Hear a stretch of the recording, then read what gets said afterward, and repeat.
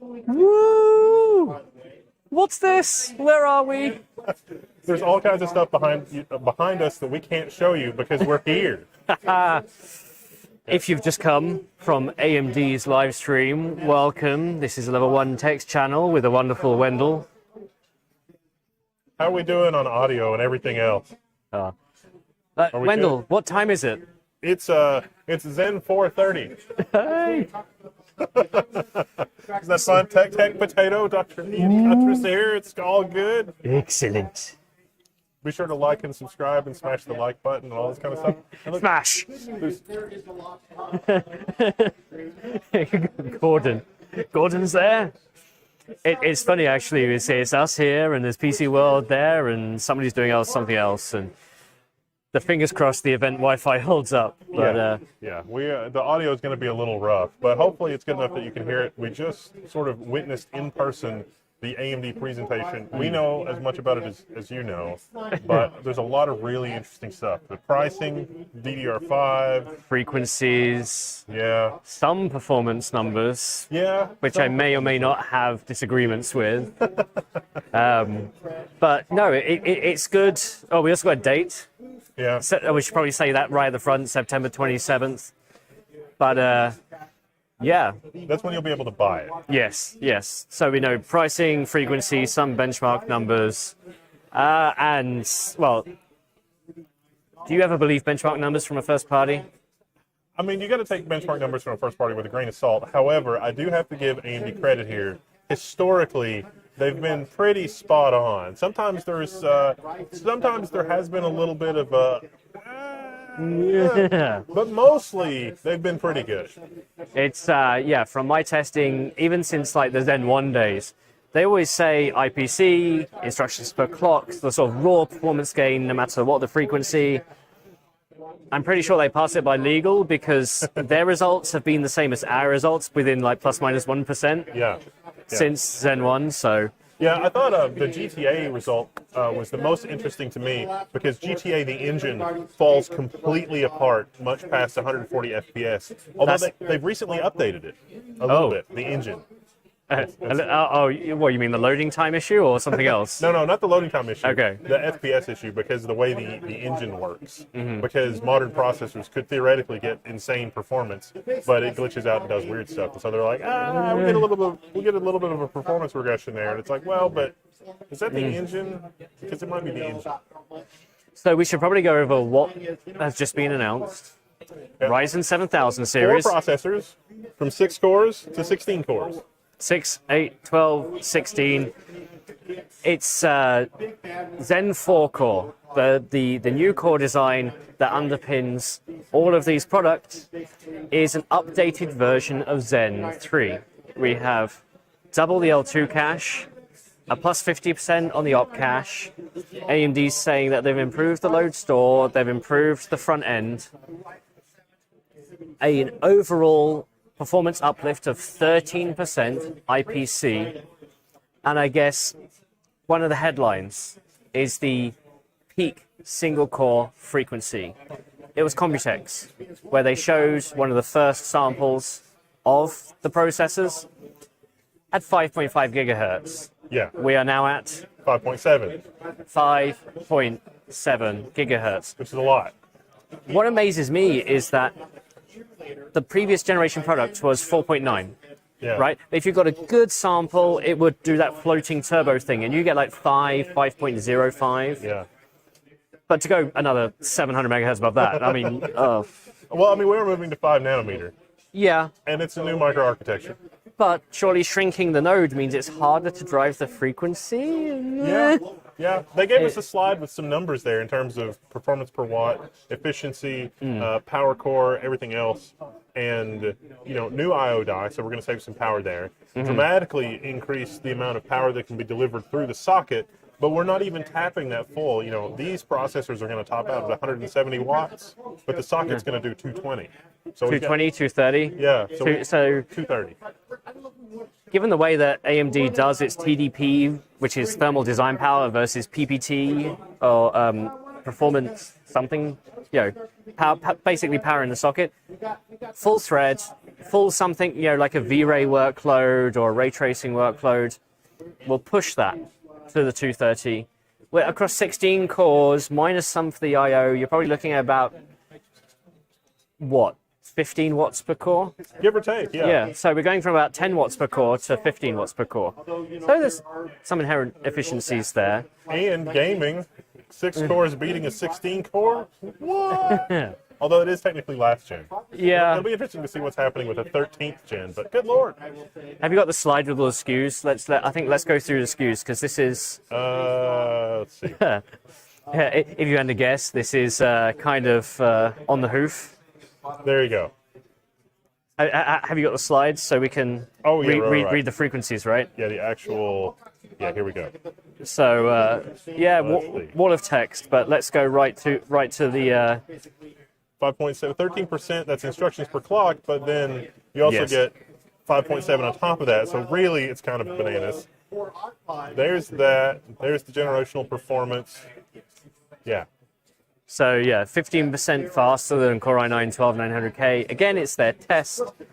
We'll see what happens when we get it in. There we are. But I think these are the important SKUs, right? We've got 16 core, 32 thread, 12 core, 24 thread, 8 core, 16 thread, 6 core, 12 thread.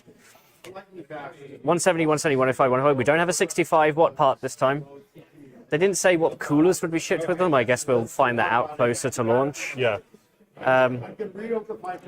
What interests me here is that the 7900X has that higher base frequency, going from 4.5 to 4.7.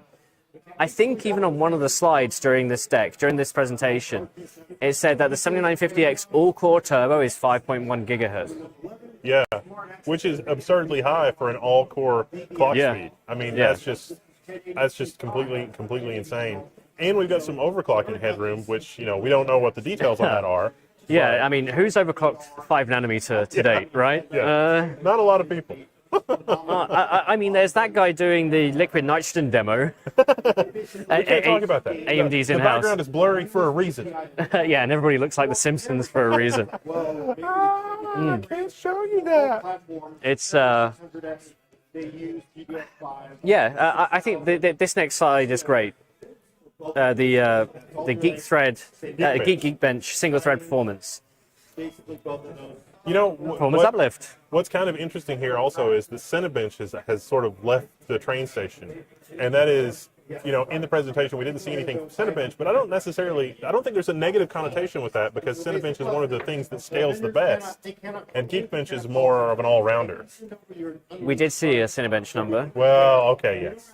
Plus 9% single threaded. It's in the long graph of all the stuff. The long graph is the graph I have a problem with. So the way you calculate IPC instructions per clock is you have multiple ways you can do it. You either do a bunch of tests and then you take what AMD's done here, the geomean. The thing is, the tests that they've done, it's a mixture of single thread, multi-thread, and gaming. Right. So normally when we say IPC, we're talking about purely single-threaded workloads in isolation. So I want to go through and do the industry standard benchmarks to see what happens. I mean, you've got your mouse over the point I have the most contention with. Only a plus 1% in CPU-Z single-threaded. What's going on there? Usually CPU-Z single-threaded is, it loves frequency, it loves throughput. How is it only 1% faster when we've got that many more clocks? Yeah. I've got a feeling there's something wrong with the test. Yeah. Right? And I know there were some leaks about that and people thinking why it wasn't as high as it should be. Yeah. And that was kind of depressing the workload. But, okay, 7-zip, that's 13%. That's probably a good metric there. Are we in shot? It's apparently I have to run over. It's going to run over here. We should go back to our stream. Yeah. I don't know. Yeah. We didn't show anybody that.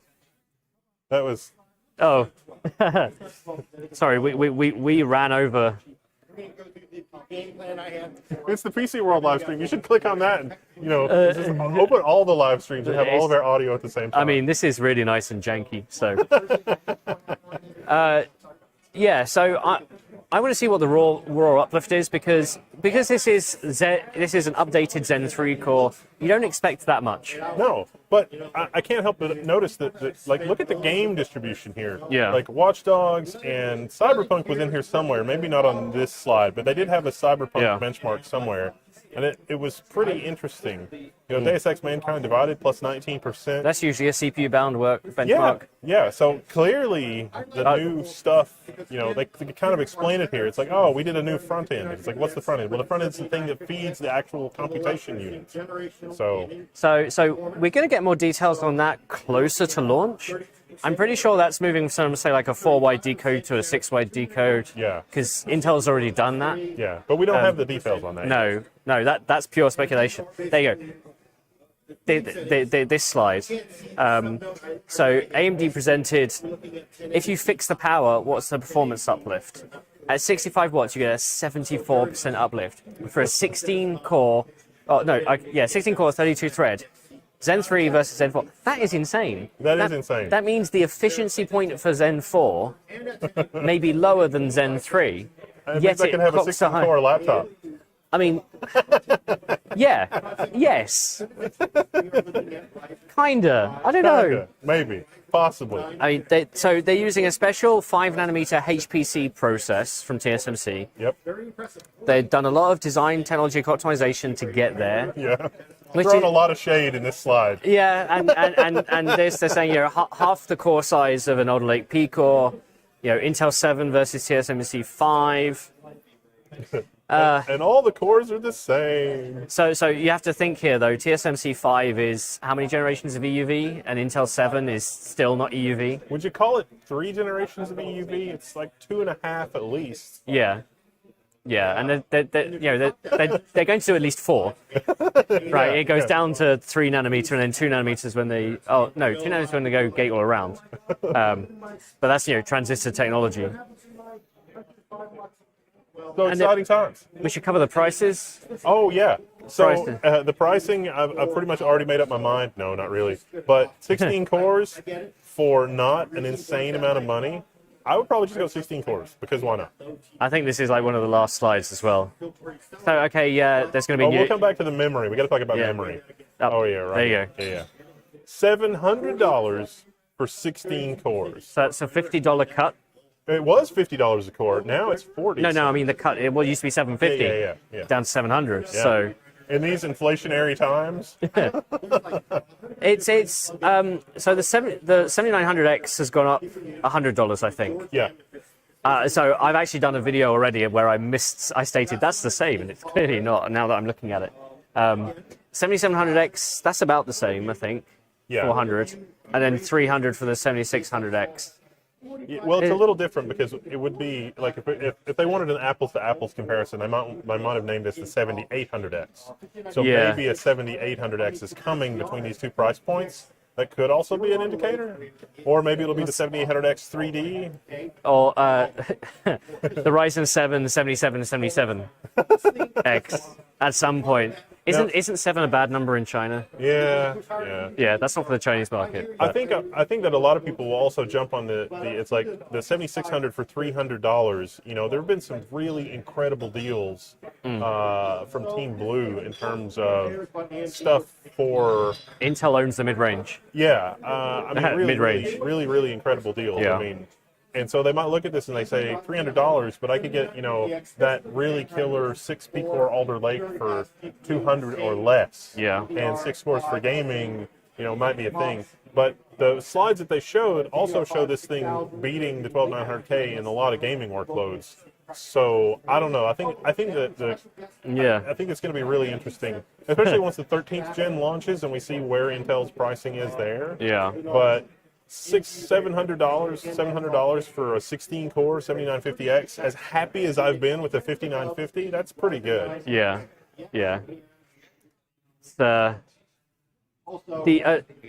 Going to the motherboards for a second. So you know this heat spreader for the Ryzen 7000 looks weird. It looks thick. It's got 8 legs, so I'm calling it the octo spread. Right. You imagine for that, especially in this slide, it looks like the contact point of the socket on the processor is in each one of the legs. It's not. It's on the 2 sides. Those are reserve wells for the thermal paste. Yeah. As the That's thermal where it paste falls starts to in. dry Yeah. out, yeah. Yeah. I had in my mind, why don't they create a lip? Then I realized if they created a lip, you wouldn't actually get any force on the cooler. We're going to have to do a socket redesign.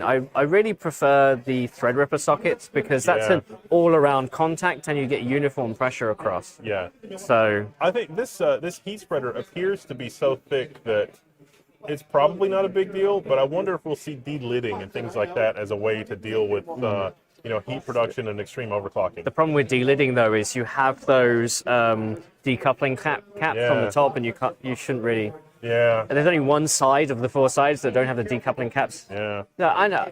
I guess DeBauer's going to make a thing to do it, but it is It is a double C worry. thick. We also had some things cleared up in the AMD presentation with regard to extreme and non-extreme. It's really around PCIe Gen 5 support. So extreme Yep. sort of requires that you have Gen 5 for storage and graphics, whereas X670 only requires Gen 5 Yeah. for storage.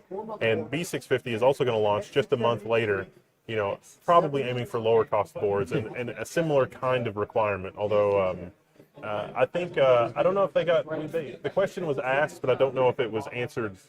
I don't know if the slide wasn't perfectly consistent with what they said on stage.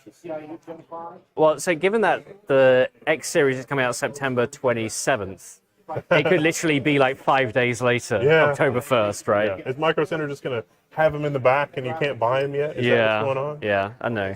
But we're going to have Gen 5 SSDs. Yeah.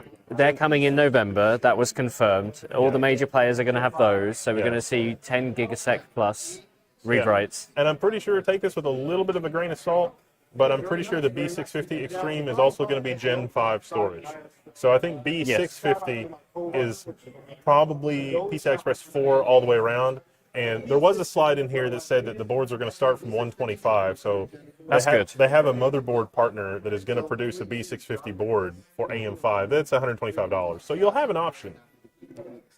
When Intel did their last platform change, the cheapest board on launch day was like $195. Yeah, it was high. Yeah, so to bring it down to 120, I mean, back in the day, you could get motherboards for 60, 80, $100, Yeah. and they were reasonable. Yeah. But we might have to wait until something below, I don't know, the B650 stuff. So Yeah, I was looking for that slide, but it's in here somewhere. But $125 is probably reasonable for a motherboard if the motherboard's just not like a socket and, that's all you get. Well, so we've got Asus who now have a board without audio. Yep. That's pretty weird. Did we mention that all the CPUs are going to have integrated graphics? Oh, no, we haven't. The I/O die now, I think, contains an iGPU, but it's nothing to write home about, they say. It's like 1 or 2 compute units of RDNA 2, which basically provisions you to do debug if your graphics card flakes out. Yeah, or productivity, because they said it had acceleration, like video encode, decode. So like Teams, if you need to do a Teams call, that's fine. If you need to do Netflix playback, that's fine, but nothing fancier than that. It doesn't even rise to the level on an APU. They were very careful. They're still going to do APUs. Yeah. And we're also going to get Vcache models. Well, they already disclosed that. Models. Was it first half of next year, did they say? They didn't specify how many SKUs or what SKUs. They continually One or evaluate the more. market. Yeah, one or more. It's going to come to Threadripper Pro maybe in 2 years Yeah. at this rate. Yeah. And we're going to see Zen 4 Epics by the end of the year. Genoa. Yeah. And then Bergamo next year for Zen 4C. So Yeah, there's a lot of information, a lot of general information about the overall roadmap, but also hey, by the way, we haven't had any delays or weirdness or stepping problems. We're basically doing what we said we would. they also say they wouldn't be capacity constrained on Ryzen 7000, which is a big thing. Yeah.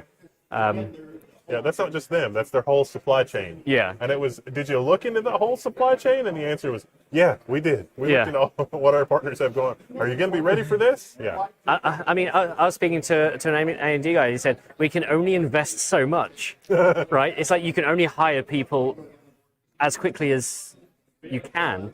If you overhire, then you end up getting the wrong sort of people. Yeah. So, AMD's going great guns. Oh, it's Michael. Look at that. Where's all the Linux demos? Yeah, you got to say it into the microphone. Into the microphone. Yeah, there's no Linux. We didn't see any Linux, sadly, yet. But Michael Arabell, Phoronix.com, he makes all of the benchmark software we use to level 1. So,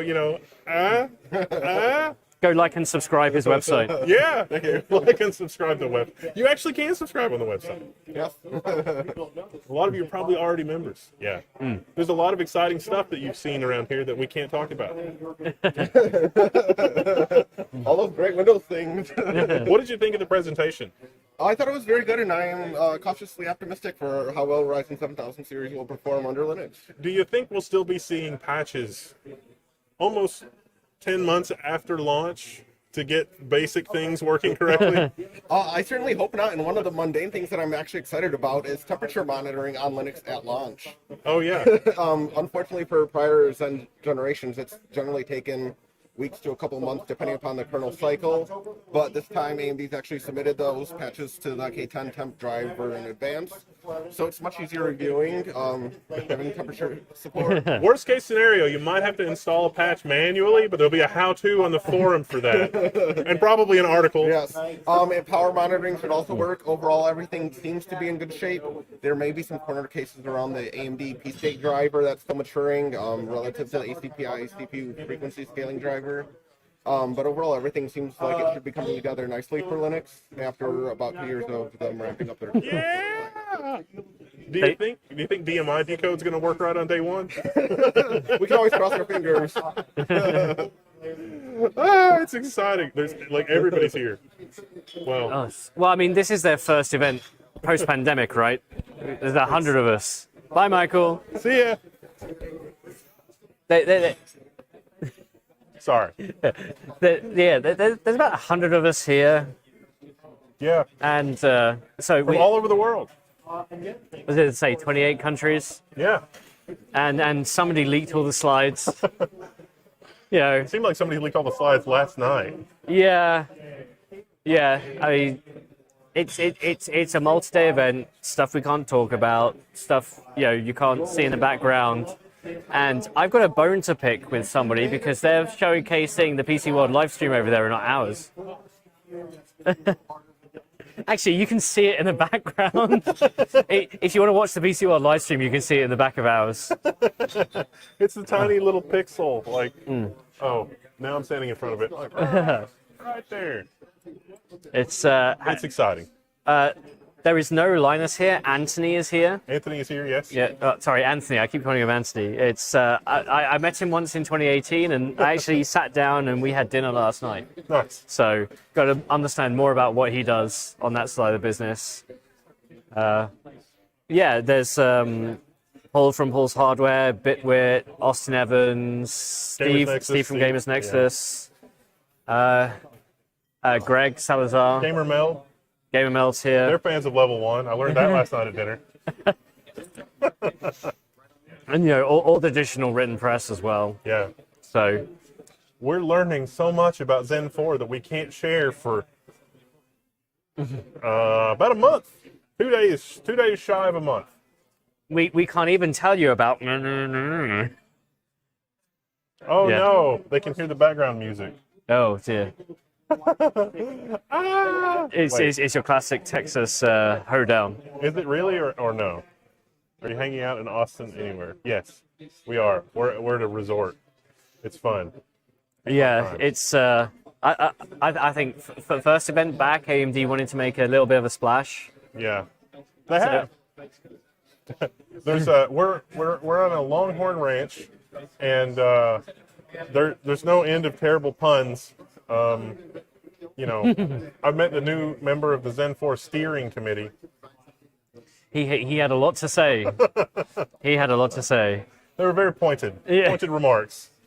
Yeah, you don't want to get in the way. No. Especially when they're C-red. It's like a bull in a china shop. You don't want to go behind them and you might get a pat on the head. Yeah.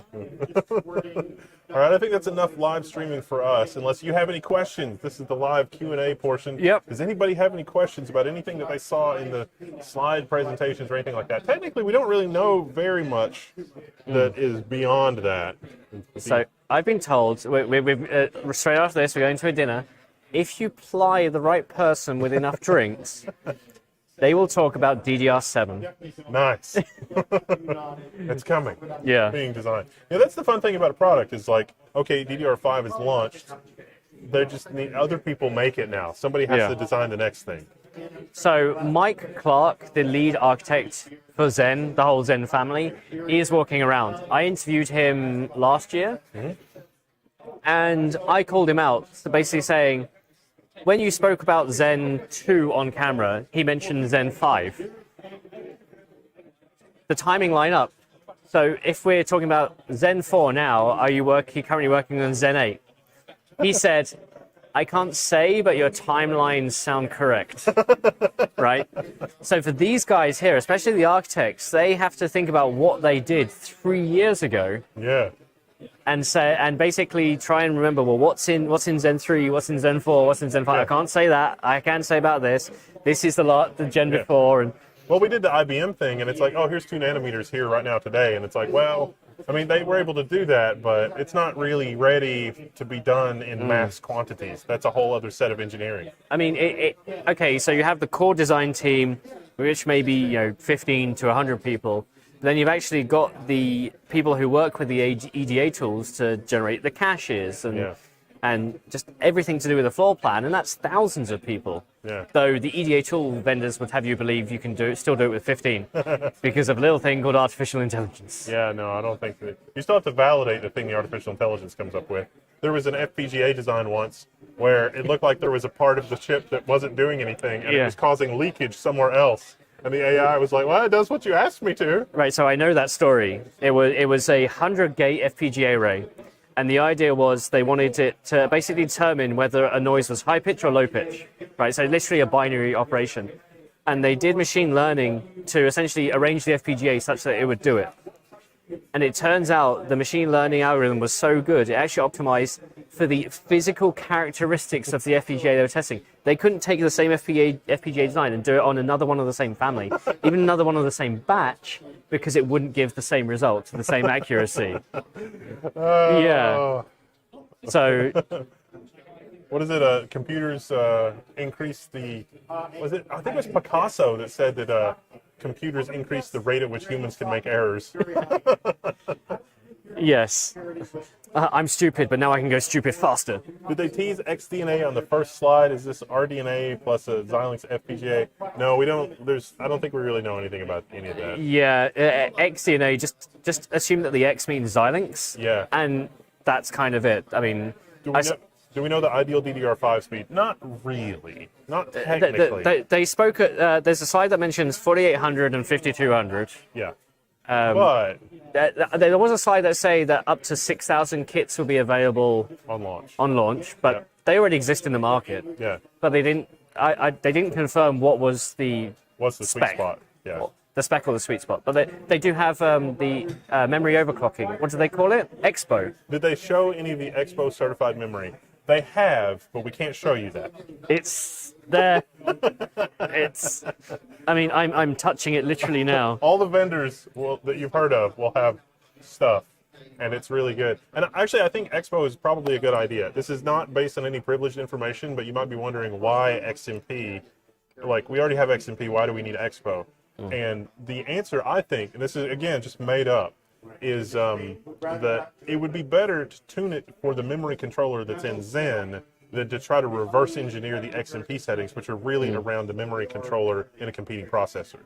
I also think now that because DDR5 opens up how many profiles you can have, and also AMD now has multiple generations of product that, well, the motherboard manufacturers should have been on board day one, but now they can actually go and optimize specifically for that market. Yeah.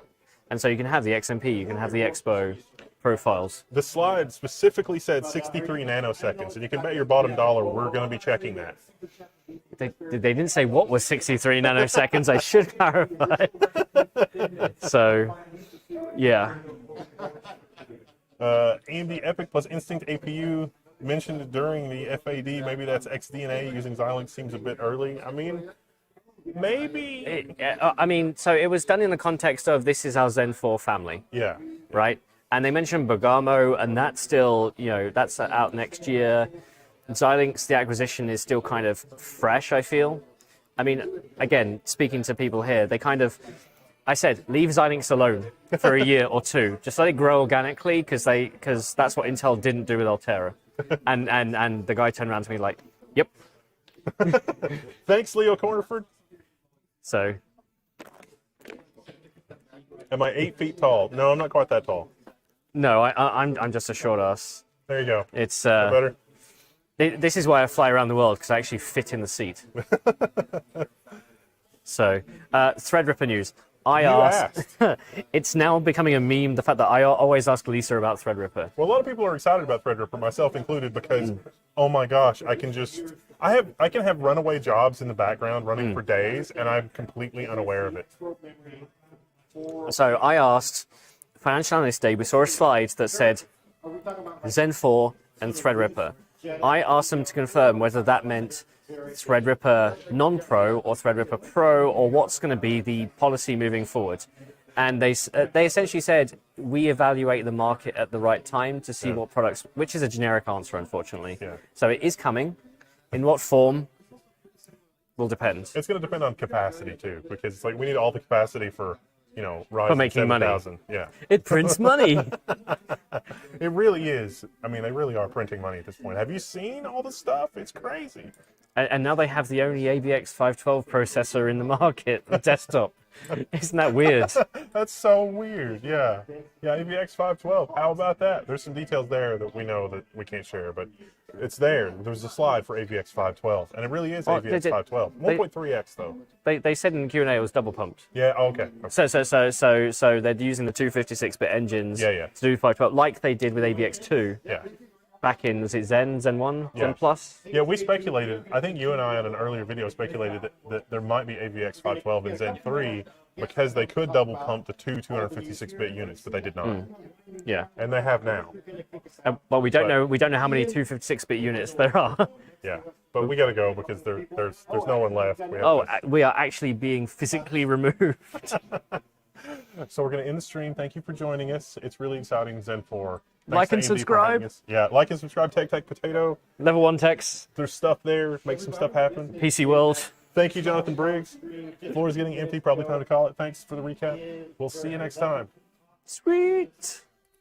And that's how we do it.